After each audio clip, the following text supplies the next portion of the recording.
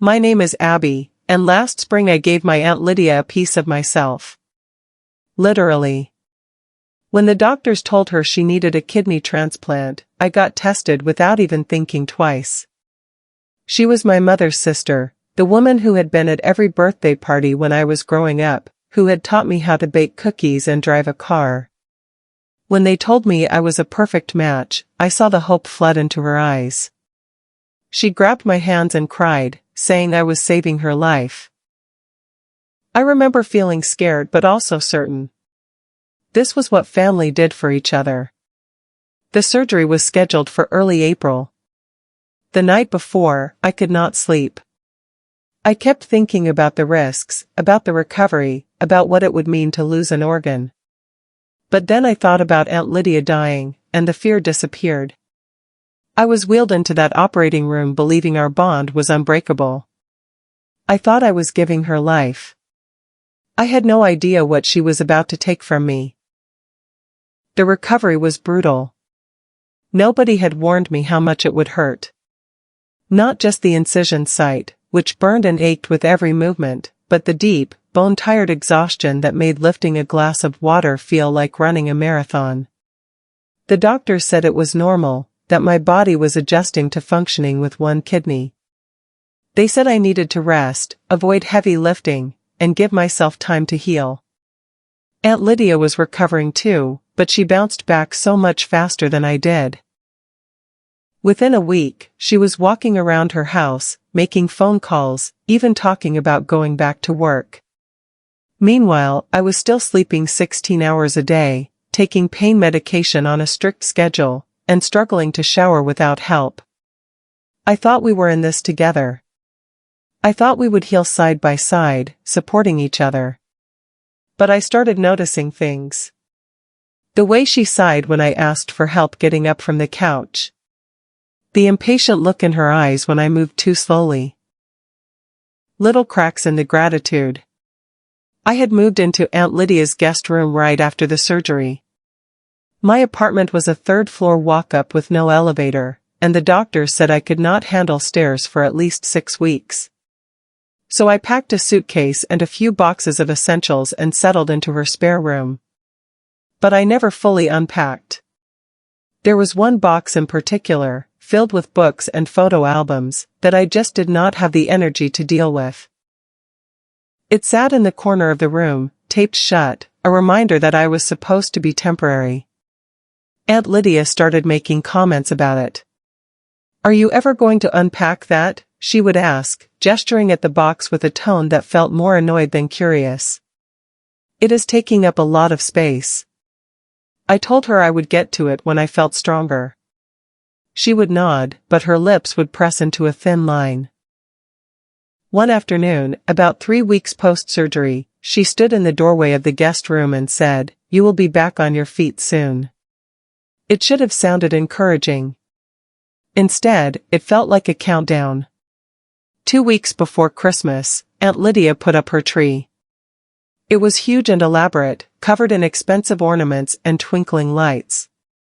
She was hosting her annual holiday party, something she did every year for her friends and neighbors. I was resting on the couch, still tender and tired, when she walked into the living room and just snapped. "Abby, I need you to understand something," she said, her voice sharp. "I am so grateful for what you did. I really am. But I need to move forward with my life. I need to celebrate. And honestly, your quiet presence is depressing." I stared at her, not understanding. She continued, her words cutting deeper with each sentence. "I have been sick for so long.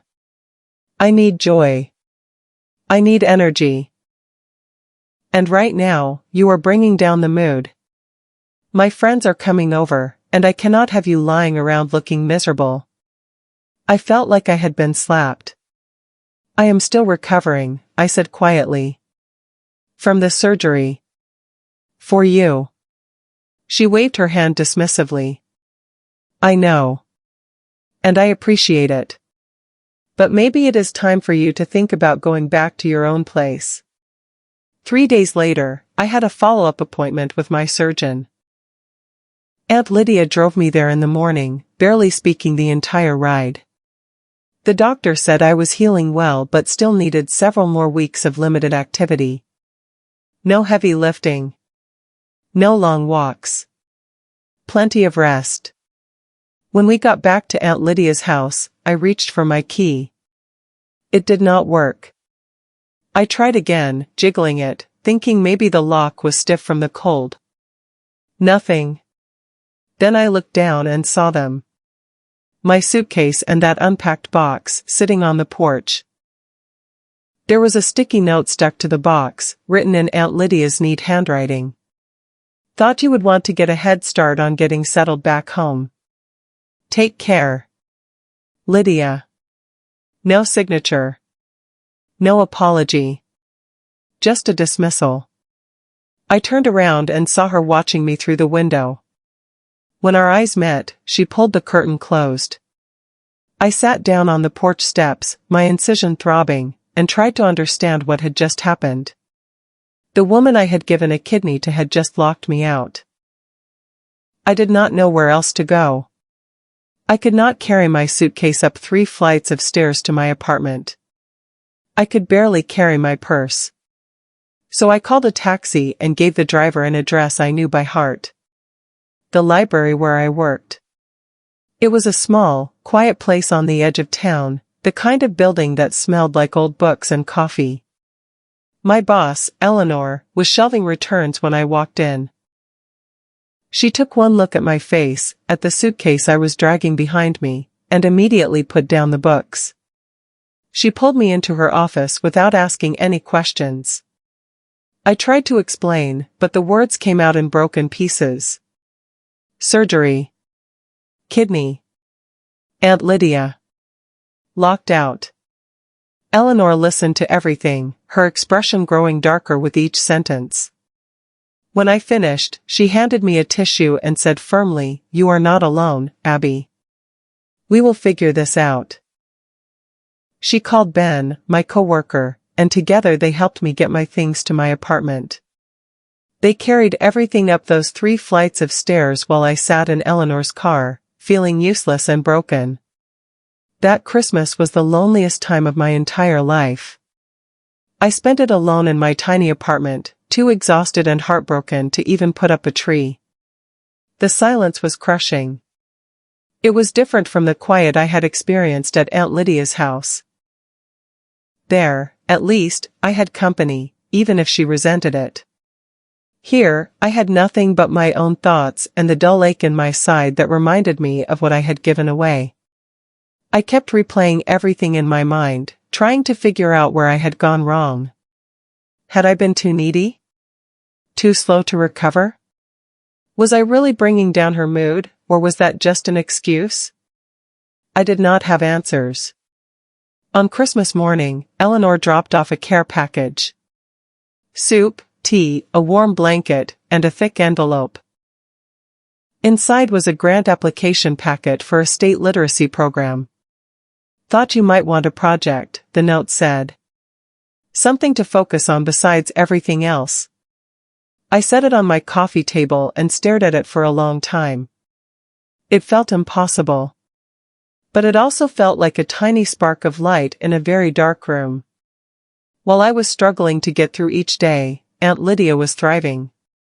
I knew because I made the mistake of checking her social media.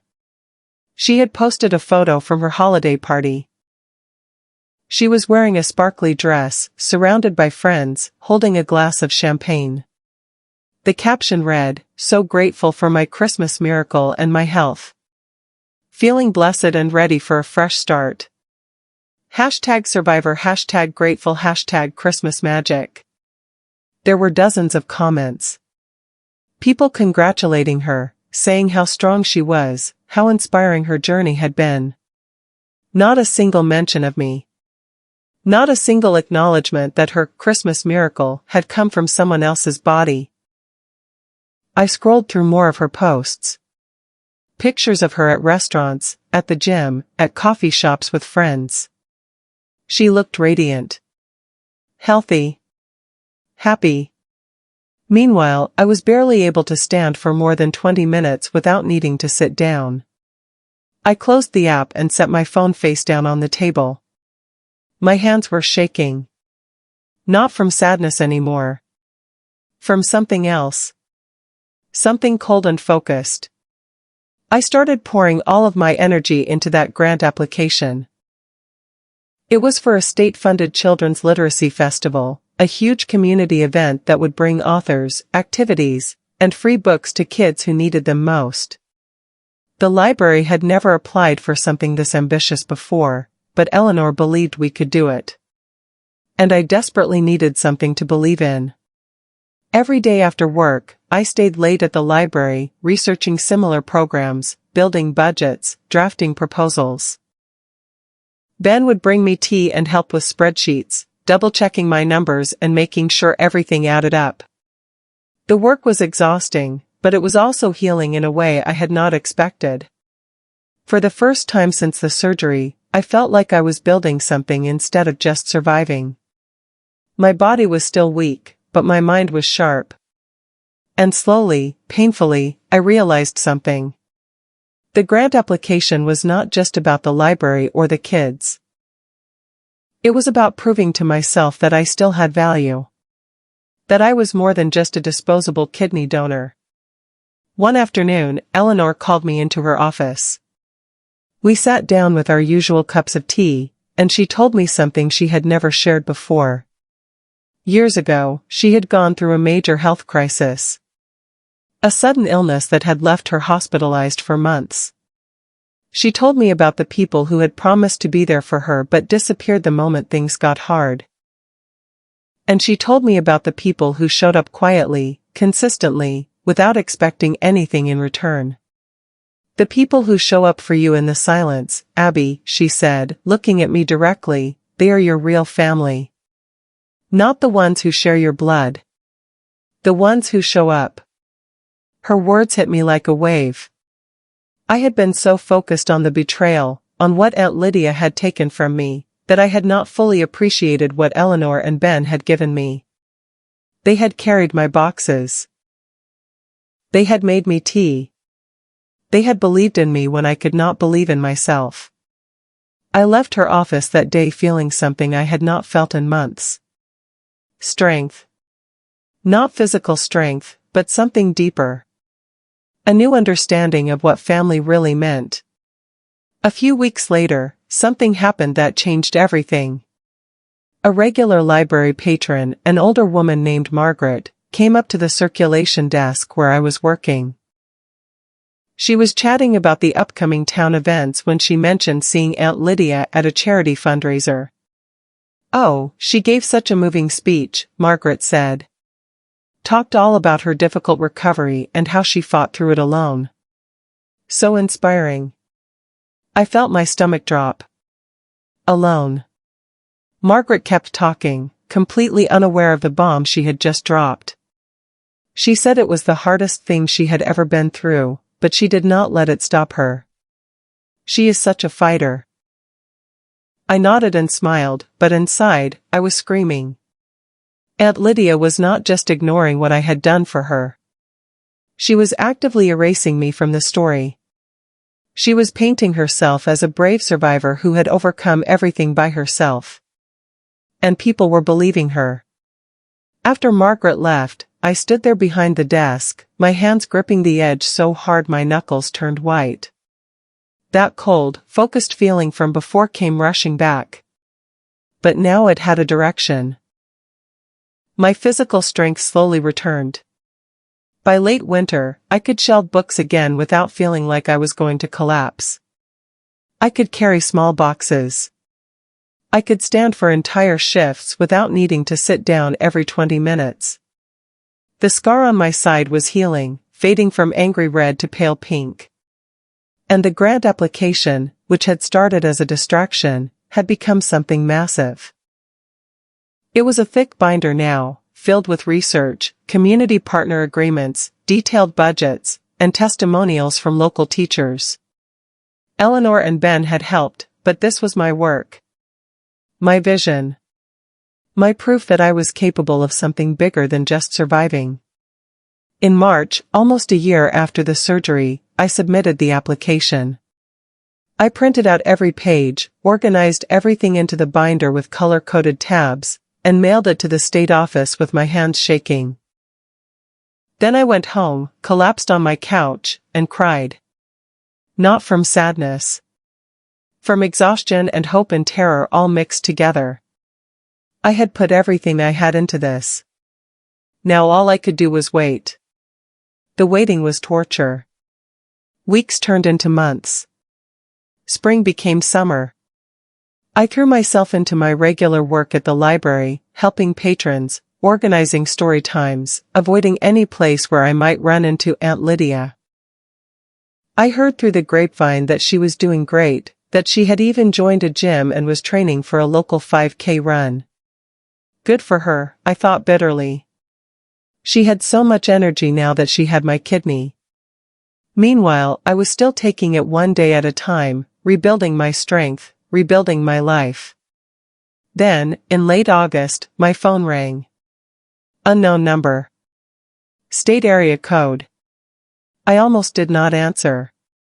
But something made me pick up. Hello? A professional voice on the other end. Is this Abby Morrison? My heart started pounding. Yes, this is Abby. The voice continued. This is calling from the State Arts and Education Committee. We received your grant application for the Children's Literacy Festival. We would like to schedule a finalist interview.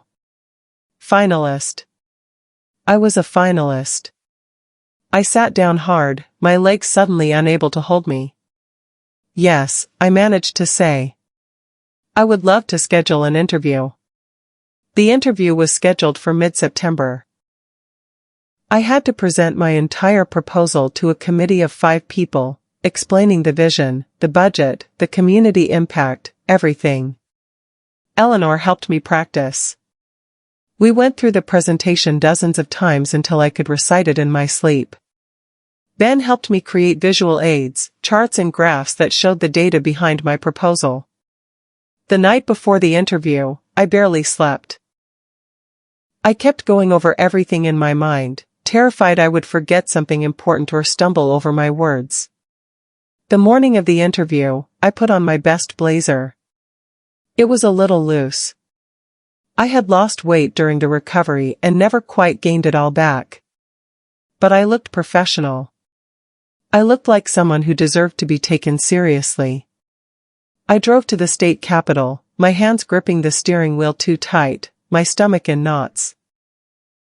I walked into that building, took the elevator to the 4th floor, and stepped into a conference room where 5 strangers sat behind a long table, ready to judge my work.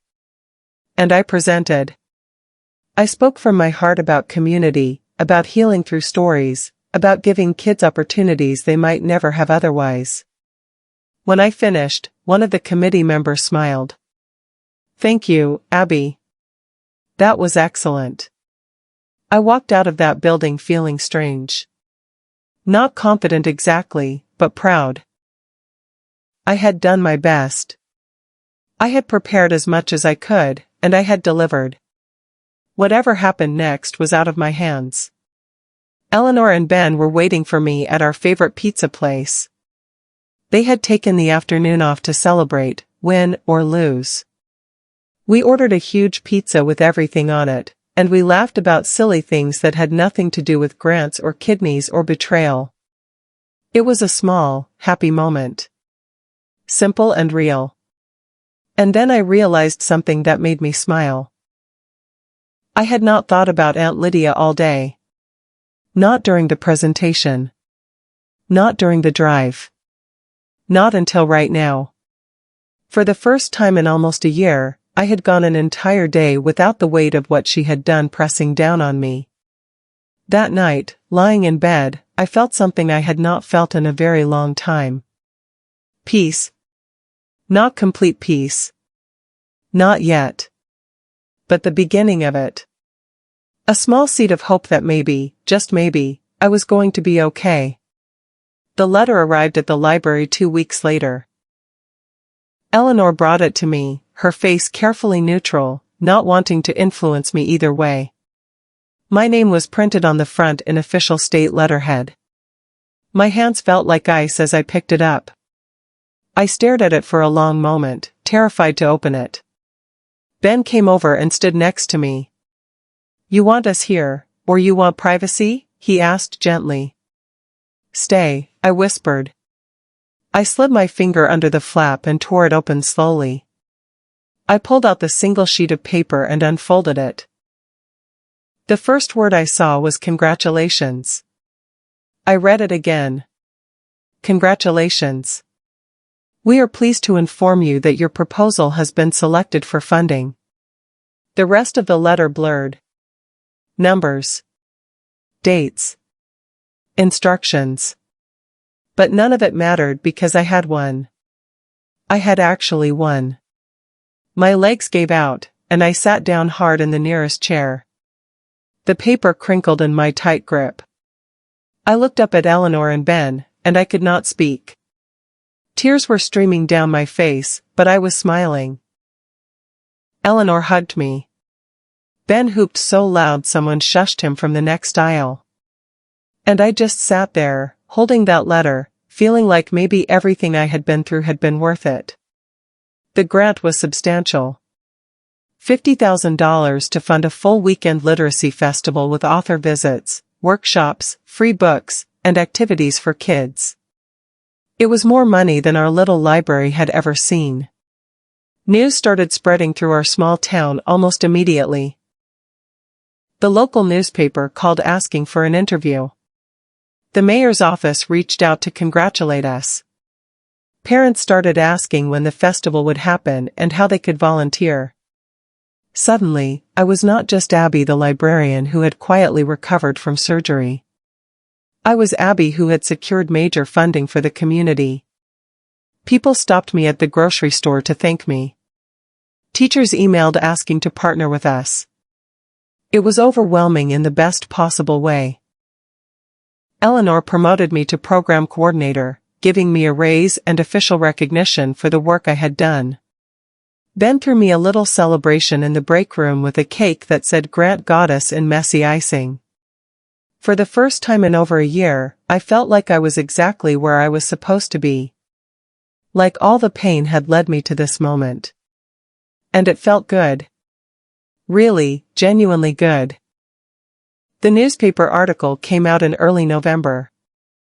There was a photo of me standing in front of the library, holding the grant letter, with Eleanor and Ben on either side of me. The headline read, "Local Librarian Secures Major Grant for Children's Literacy Festival." The article told the whole story of the grant application process, the vision for the festival, and how it would impact the community. There was one line that made me pause. Morrison, who overcame recent health challenges to complete the extensive application process, said she hopes the festival will show children that stories have the power to heal. Recent health challenges. That was one way to put it. The article did not go into details, and I was grateful for that. But people who knew me would understand. People who knew what I had been through. People like Aunt Lydia. That evening, my phone buzzed with a text from a number I had not heard from in months. I stared at it for a long time before I finally opened it. "Abby. So proud of you. Saw the article. Amazing news. We should celebrate. The town tree lighting is next week, and I am getting a volunteer award.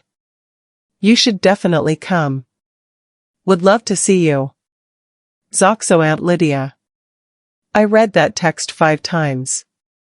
Each time, I felt my anger rising. So proud. We should celebrate. Would love to see you. After everything she had done, after erasing me from her story, after throwing me out while I was still recovering, she wanted to celebrate together? She wanted me to come watch her receive an award? The audacity was breathtaking. I showed the text to Eleanor and Ben the next day at work. Eleanor's face went cold. "You are not seriously considering going, are you?" she asked. I surprised myself with my answer. Actually, I think I am. They both stared at me. I explained. She is getting an award for volunteer work.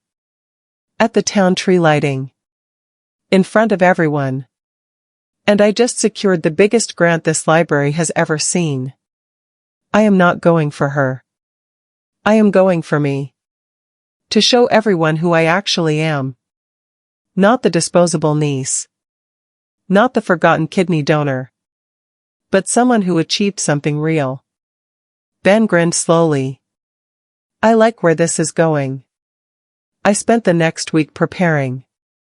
Not with revenge schemes or dramatic speeches. Just by doing my job, doing it well, and being proud of what I had accomplished. On the night of the tree lighting, I chose my outfit carefully. Professional but not fancy. Confident but not showy. I was not going as a wounded niece. I was going as a woman who had built something beautiful from the ashes of betrayal. The town square was packed. Families with kids, couples holding hands, elderly folks bundled up in coats. The huge Christmas tree stood in the center, covered in lights that had not been turned on yet. There was a small stage set up with a microphone and speakers. I stood in the back of the crowd, hands in my pockets, watching. The mayor stepped up to the microphone and welcomed everyone. He talked about community and the holiday spirit. Then he started announcing awards. Each year, we recognize members of our community who have given their time and energy to make our town better. He called several names. People went up, received plaques, smiled for photos. Then he called Aunt Lydia's name. She walked up to the stage wearing a beautiful red coat and a huge smile. She accepted the plaque, and the mayor handed her the microphone. She gave a speech about giving back, about how important community was, about how grateful she was for her health and the opportunity to serve. She talked about volunteering at the food bank and organizing charity events. Every word sounded perfect. Rehearsed. Hollow. The crowd applauded. And then the mayor took the microphone back. We have one more special announcement tonight, he said. My heart started pounding. This year, our library achieved something remarkable, the mayor continued. They secured a $50,000 grant from the state to fund a children's literacy festival. This is the largest grant our town has ever received for an educational program. The crowd murmured with interest. I felt my face getting hot. I would like to invite the person responsible for this achievement to come up and say a few words. Abby Morrison, would you please join me on stage? Everything went quiet in my head. I started walking. Through the crowd. Past families. Past neighbors. Past Aunt Lydia, who was still standing on the stage, her smile frozen on her face. I climbed the steps, and the mayor handed me the microphone. I looked out at the sea of faces. Then I looked directly at Aunt Lydia, who was staring at me with an expression I could not quite read. Shock. Maybe fear. Definitely anger underneath. The mayor whispered, "Congratulations, Abby. Say whatever you want." I took a breath. And I began to speak. Thank you, Mayor Bennett, I started, my voice steadier than I expected. And thank you all for being here tonight. I am honored to share this news about the Literacy Festival. It has been a labor of love for almost a year now. I paused, gathering my thoughts. This grant means we will be able to bring authors, books, and learning opportunities to children in our community who might not otherwise have access to them. It means we can show kids that stories have power. That reading can change lives. That education matters. The crowd was silent, listening. I continued. I wanted to thank my boss Eleanor and my coworker Ben, who supported this project from the beginning. Who believed in it even when I was not sure I believed in myself. My voice caught slightly. This past year has taught me a lot about gifts. About what it means to give something of yourself. About real generosity versus performative kindness. I saw Aunt Lydia's face change. She knew what I was doing. I learned that the greatest gifts are not the ones that come with expectations or strings attached. They are the ones given freely, from people who show up for you in the silence. Who carry your boxes. Who make you tea. Who see your value even when you cannot see it yourself. I paused. That is real community. That is real family. I could feel the weight of everyone's attention. Some people in the crowd were nodding. Others looked confused, not understanding the deeper meaning behind my words. But the people who knew, the ones who understood what had happened between Aunt Lydia and me, they knew exactly what I was saying. I did not need to mention her name. I did not need to call her out directly. The truth was there in every word, hanging in the cold December air. So thank you, I said, looking out at the crowd and deliberately not looking at Aunt Lydia anymore. Thank you to everyone who supports our library, our children, and our community. The Literacy Festival will be held this spring, and we hope to see all of you there. I handed the microphone back to the mayor. The crowd erupted in applause. People were cheering. The mayor shook my hand, then gave me a side hug. I started to walk off the stage. As I passed Aunt Lydia, our eyes met for just a second. Her face was pale. Her carefully constructed image, her story of being a brave survivor who did everything alone, had just been quietly dismantled in front of the entire town. I did not smile. I did not gloat. I just walked past her, down the steps, and back into the crowd. Eleanor and Ben were waiting for me, grinning like proud parents. And I finally let myself smile. After the tree lighting, everything shifted. People started putting the pieces together. Whispers spread through town about what had really happened. About the kidney donation. About Aunt Lydia kicking me out during my recovery. About her taking credit for her miracle without acknowledging where it came from. Some people confronted her directly. Others just quietly stopped inviting her to things. Her social media posts became less frequent. The comments less enthusiastic. Meanwhile, my life kept getting better. The Literacy Festival planning consumed my days in the best possible way.